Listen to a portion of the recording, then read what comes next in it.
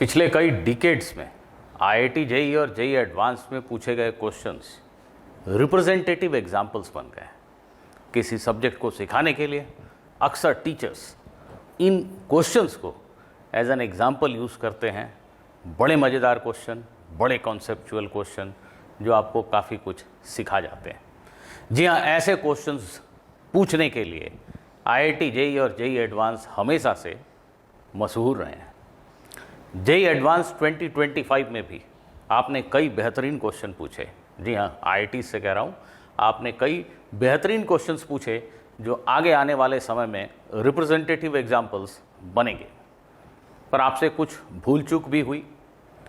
इस वीडियो में मैं आपके दो क्वेश्चंस के आंसर पर सवाल नहीं उठा रहा हूँ।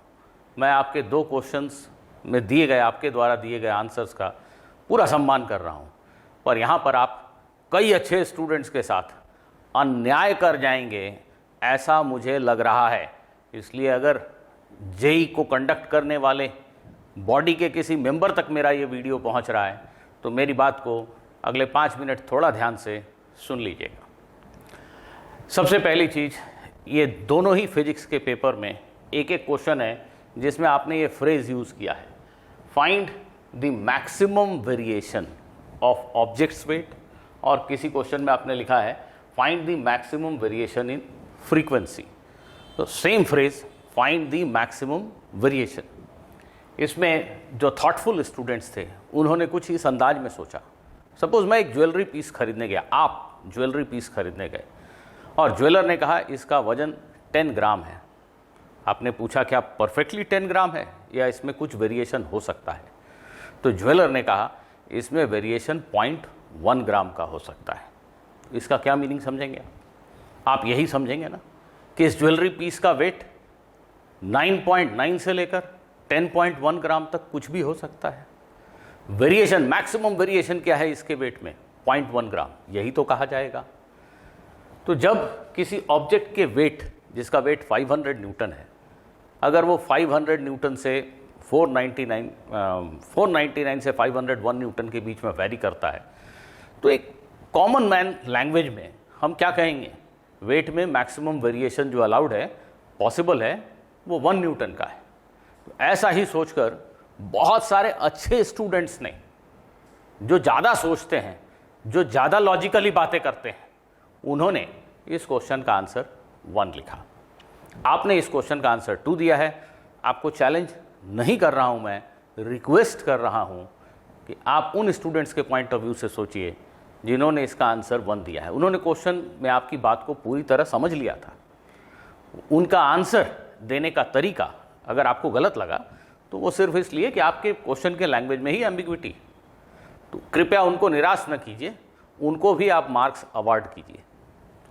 किसी ने 1 लिखा है तो भी मार्क्स दीजिए, 2 लिखा है तो भी मार्क्स दीजिए।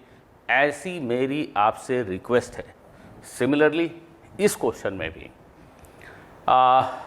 किसी स्टूडेंट ने जो मैक्सिमम वेरिएशन इन फ्रीक्वेंसी है उसको अगर 16 लिखा है, तो वो यही कह रहा है कि जो ओरिजिनल फ्रीक्वेंसी है 660 हर्ट्ज, उससे +16 भी हो सकता है और -16 भी हो सकता है। जी हाँ, उस स्टूडेंट ने आपकी बात को समझ लिया, आपके क्वेश्चन को समझ लिया है। अगर यही सब्जेक्टिव क्वेश्चन आपने पूछा होता तो क्या आप उस स्टूडेंट को मार्क्स नहीं देते जिसने लिखा होता कि ये 660 ±16 हो सकता है? देते ना।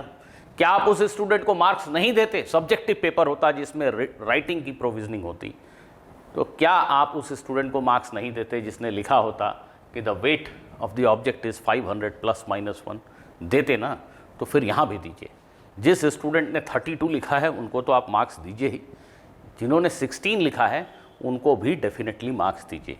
आपके आंसर को चैलेंज नहीं कर रहा हूँ, लेकिन अगर आप ऐसा नहीं करेंगे तो बहुत सारे अच्छे स्टूडेंट्स, और जिन्होंने इस क्वेश्चन में 16 लिखा है उन्होंने डेफिनेटली इस क्वेश्चन में भी 1 लिखा होगा। आप एक ही गलती के लिए 2 बार तो सजा नहीं दे सकते, ऐसा तो कानून में भी नहीं किया जाता। तो सेम फ्रेज आपने लिखा, अगर मान लीजिए मैंने गलत ही समझ लिया तो आप उसी बात के लिए मुझे 2 बार पेनलाइज कर रहे हैं। ये बहुत बड़ा इफेक्ट है। 2 क्वेश्चन में अगर बच्चा सही करके भी मार्क्स नहीं पा रहा है तो उसके साथ बहुत बड़ा अन्याय हो रहा है। तो ऐसे स्टूडेंट्स को आप डेफिनेटली मार्क्स दीजिए। ये मेरी रिक्वेस्ट है। और आप सभी स्टूडेंट से, पेरेंट्स से जो मेरे इस वीडियो को देख रहे हैं, उन सब से रिक्वेस्ट है कि इसको ज़्यादा से ज़्यादा शेयर कीजिए, जिससे कि ये जल्दी से जल्दी जेई को मैनेज करने वाली कमेटी के किसी सही मेंबर तक पहुँचे और वो इस पर ध्यान दे सके। Thank you.